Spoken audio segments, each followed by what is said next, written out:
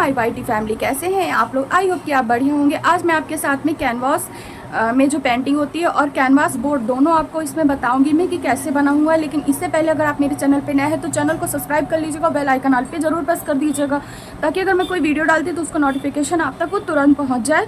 और वीडियो को लाइक कर दीजिएगा ताकि वो अदर मेंबर तक यूट्यूब रिकमेंड कर सके, क्योंकि आप लोग देख लेते हो, लाइक नहीं करते हो और वीडियो को या तो स्क्रॉल कर देते हो या तो आप पूरा देखने के बाद छोड़ देते हो। हाँ, अगर आपको वीडियो नहीं अच्छी लगती है तो आप डिसलाइक भी कर सकते हैं।